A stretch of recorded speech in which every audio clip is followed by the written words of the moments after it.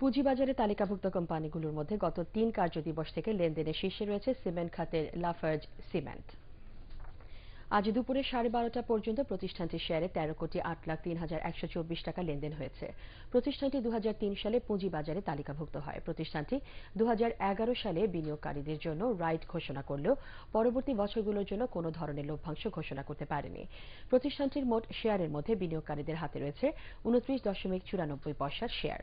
Sponsor পরিচালকদের মধ্যে রয়েছে 70.6 পয়সার শেয়ার। সিমেন্ট খাতের এই প্রতিষ্ঠানটির মার্কেট লট রয়েছে 500টি। এদিকে সিমেন্ট খাতের প্রতিষ্ঠানগুলোর মধ্যে হাইডেলবার্গ সিমেন্ট লেনদেনের দ্বিতীয় অবস্থায় রয়েছে। লেনদেনের শীর্ষ 20 তালিকায় সিমেন্ট খাতের প্রতিষ্ঠান হাইডেলবার্গ সিমেন্ট অবস্থান করছে। দুপুর 1টা পর্যন্ত প্রতিষ্ঠানটিতে 55,02,939 টাকা শেয়ারের লেনদেন হয়েছে। আজ বিনিয়োগকারীরা 524 থেকে 530 টাকায় প্রতিষ্ঠানটির শেয়ারে লেনদেন করছেন বলে ডিএসই সূত্রে জানা গেছে। এ ক্যাটাগরির শেয়ারে এই প্রতিষ্ঠানটি 1989 সালে পুঁজিবাজারে লিস্টেড হয়েছে।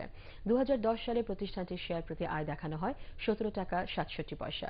2013 সালে হাইডেলবার্গ সিমেন্টের শেয়ার প্রতি আয় বেড়ে দাঁড়ায় 26 টাকা 9 পয়সায়। শেয়ার প্রতি সম্পদ 2010 সালে 84 টাকা 18 পয়সা থাকলেও 2013 সালে এর পরিমাণ বেড়ে দাঁড়ায় 132 টাকা 58 পয়সায়। বাংলাদেশ ব্যাংকের অনুমোদন ছাড়াই এখন থেকে অনিবাসীরা বৈদেশিক মুদ্রায় ব্যাংক হিসাব খুলতে পারবেন বলে বাংলাদেশ ব্যাংক নির্দেশনা জারি করেছে। তবে এক্ষেত্রে বিদেশে বাংলাদেশ মিশন বা অনুমোদিত ডিলার ব্যাংকের সত্যায়ন লাগবে। মঙ্গলবার এই বিষয়ে কেন্দ্রীয় ব্যাংক নির্দেশনা জারি করে।